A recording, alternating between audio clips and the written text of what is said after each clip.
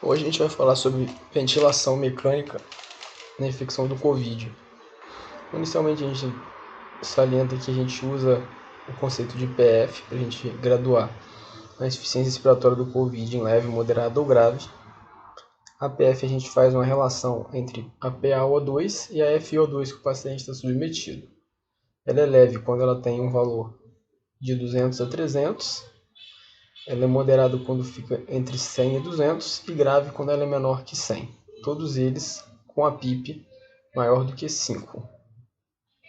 Nesse caso, a insuficiência respiratória não pode ser explicada por insuficiência cardíaca e está associada com os achados radiológicos do coronavírus, que é a opacidade bilateral na tomografia.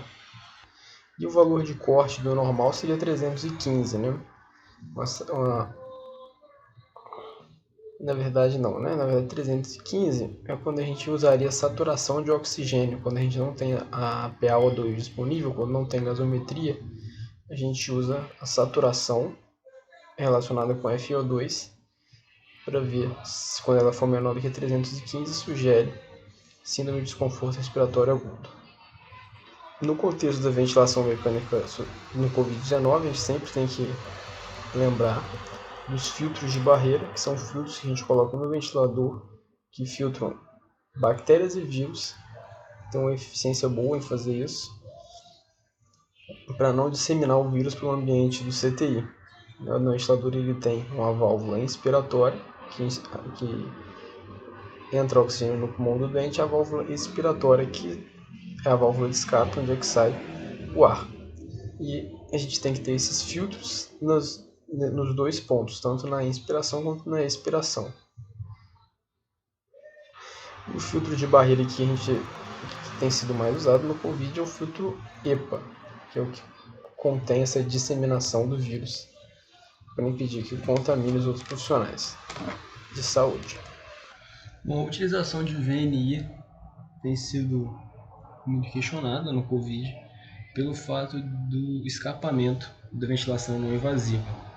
Ocorre sempre algum escapamento de algum ar que pode aerolizar e ser uma fonte de infecção das outras pessoas. Se optar pela utilização de VNI, tentar sempre usar uma máscara não ventilada, de preferência o capacete de helmet, seria o ideal, que seria uma cavidade totalmente fechada, tentar deixar o paciente num ambiente isolado para evitar a disseminação do vírus nesses casos. Aqui é o exemplo do capacete helmet, onde é que tem uma válvula de entrada e uma de saída, com um escape mínimo de ar do paciente. E aqui um outro exemplo, que é o catéter nasal de alto fluxo, que aqui tem um escape maior de aerosol do doente. O ideal da VNI é utilizar ela por um tempo determinado, né? Não retardar uma intubação pensando que a VNI vai funcionar. O tempo de VNI é aproximadamente 30 minutos, aí você reavalia o doente. Se ele tiver melhorado, aí sim você mantém a VNI. Agora, se passou 30 minutos do uso de VNI, o paciente pior, mantém um padrão respiratório ruim, mantém grave, né? Não retardar a intubação pensando que a VNI vai funcionar.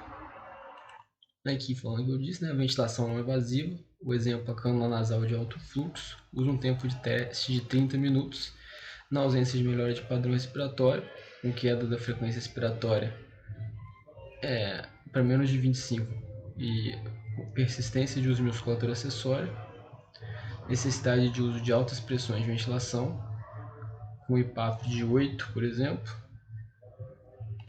necessidade de altas frações respiratórias de oxigênio, FiO2 muito alta, ou volumes correntes altos, maior do que 9 ml por quilo. Isso aí não são bons parâmetros de que funcionou a VNI, não retardar a intubação nesses casos. Uma coisa que a gente tem que preocupar muito também são as lesões pulmonares induzidas pela ventilação mecânica. E para a gente evitar essas lesões, a gente tem que fazer a chamada ventilação mecânica protetora, mantendo os parâmetros dentro do que é o normal.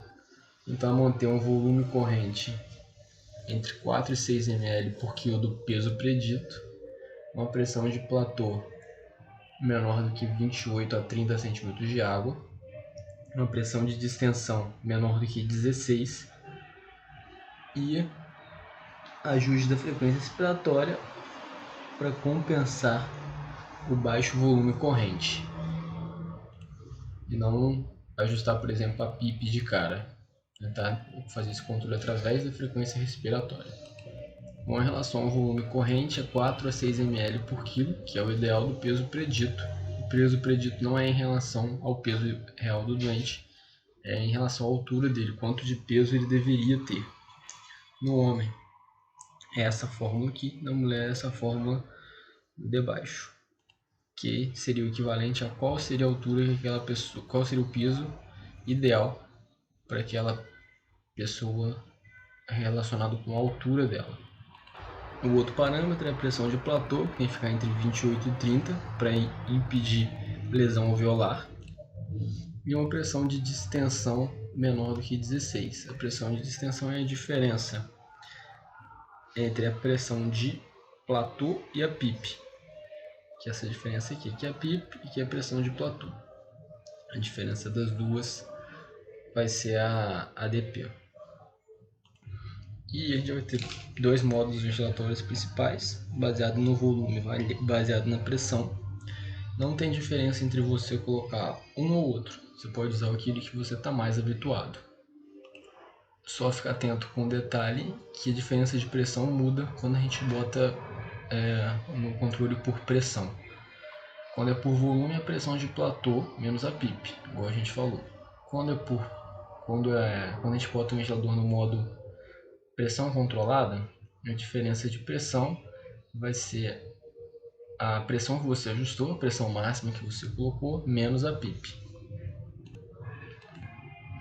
E um detalhe importante é o uso de bloqueador neuromuscular, que se o paciente ainda estiver apresentando algum sinal de esforço respiratório, o ideal é a gente curalizar ele, fazer algum tipo de bloqueador neuromuscular. Outro detalhe bem importante em relação ao ajuste de PIP: o uso da PIP inadequada pode hiperdistender as áreas de pulmão normal, que já são pequenas, né? As áreas de pulmão normal chamam até de baby lung, e o objetivo no COVID é bem menor do que o normal, né? É manter uma saturação entre 88 e 92 e manter uma PaO2 entre 55 e 80. Bem longe do adequado, mas no contexto de COVID, esse aqui seria o normal.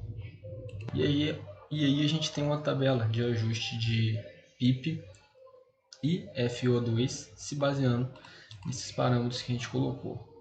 O paciente mantendo esse parâmetro bom, o PaO2 entre 55 e 80 pelo menos, e uma saturação entre 88 e 92, ou melhor do que isso, né, se possível, a gente pode ir escalonando a PIP com a FO2. Aqui a gente tem os graus de FO2 e o valor de PIP, que para cada um, por exemplo, o paciente que esteja com a FO2 de 0,7, uma PIP de 12, mantendo esses padrões aqui no período de 2 horas, a gente pode descer um degrau, mantendo um FO2 de 0,7, uma PIP de 10, e ver como é que ele fica. E a partir do momento que ele vai aguentando, a gente vai descalonando ele, ou se ele for piorando, a gente vai aumentando os valores dele também. Fazendo exatamente isso aqui, o descalonamento ou escalonamento. Bom, aí você fez isso tudo e mesmo assim o paciente continua mal, já está entubado, já está com a PIP alta, mantendo parâmetros ruins. O próximo passo é botar o paciente na posição prona. A posição prona tem o objetivo de recrutar, né, uma maior quantidade de tecido pulmonar, deixando o ápice do pulmão e a base do pulmão que tem a parte posterior com mais tecido. O objetivo é fazer esse recrutamento. Bom, a posição prona ela tem o benefício de diminuir a mortalidade do doente. E para realizar o posicionamento prona, a gente tem que primeiro preparar o doente, fechar o olho dele. A gente dá preferência em virar o paciente sempre para o lado que ele tem o acesso venoso central dele. Aí depois de fazer a preparação do doente, coloca o paciente primeiro na posição horizontal e depois prona ele para o lado do acesso venoso central, passa a monitorização para o dorso do doente e ele vai revezar um posicionamento do nadador, botando, né, em relação ao posicionamento do braço, parecendo um nado de crawl. Você vai alternando a movimentação dos braços para impedir uma lesão por pressão do paciente. Tem que também ser feito posicionamento de coxim na região do tórax, na região da pelve também, deixando o tórax mais elevado. Bota um coxim, uma espécie de uma rodilha também na região da face, bota a cabeça lateralizada e os membros naquela posição do nadador que eu falei. Você pode deixar o paciente na posição de Trendelenburg reverso, pode botar um rolão também abaixo da perna do doente. E para fazer a virada do paciente, você coloca primeiro em posição horizontal, depois vira ele. Você pode fazer esse movimento em bloco. Geralmente precisa da ajuda de 5 pessoas. Um fica na cabeça para ajudar a mobilização da cabeça, para evitar que o paciente se estube. E você pode usar um envelope de lençol, deixando o paciente preso ali já junto com o coxim, para fazer a virada do paciente em bloco, com 5 pessoas ajudando ao mesmo tempo. E quando a gente coloca na posição prona, o período que a gente tem que deixar o paciente nessa posição é de pelo menos 16 horas consecutivas na posição prona, só mudando a posição dos braços. E aqui é uma sequência, uma tabela, um fluxograma de basicamente que a gente chegou. Um paciente que chega com a FO2 menor do que 300, entre 300 e 200, uma SARA leve, né? O parâmetro que a gente tem que esperar, uma PO2 entre 55 e 80, a saturação entre 88 e 95. A gente pode usar modo ventilatório se for necessário, VCV ou PCV, tentar manter aquela diferença de pressão menor do que 16, volume total corrente entre 4 e 6 ml pelo peso predito, uma PIP de acordo com aquela tabela que a gente mostrou, FO2, a mesma coisa, e controlar o pH através da frequência respiratória, dando aí mantém entre 7,3 e 7,4. Aqui é no ambiente em que o paciente, em vez de estar melhorando naquela tabela de FO2 em relação com a PIP, ele está só piorando. PO2 cada vez pior, saturação também difícil de manter acima de 88. Aí a recomendação é não esperar muito, tentar botar o paciente na posição prona logo, né? Já que o paciente está cada vez pior. E um ponto de corte em posição prona seria um PF de 150 para já virar o paciente para a posição prona.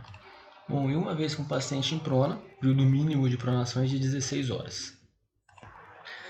Bom, passadas as 16 horas, a gente pode voltar o paciente para a posição supina, deixa ele 1 hora na posição supina, colhe uma nova gasometria e vê se ele manteve parâmetros bons ou se ele teve melhora, né? Se tiver pior de novo da gasometria, depois de voltar para a posição supina, a gente tem que voltar ele para a posição prona de novo e voltar o ciclo desde o começo. 16 horas de posição prona, para depois tentar voltar ele para a posição supina novamente.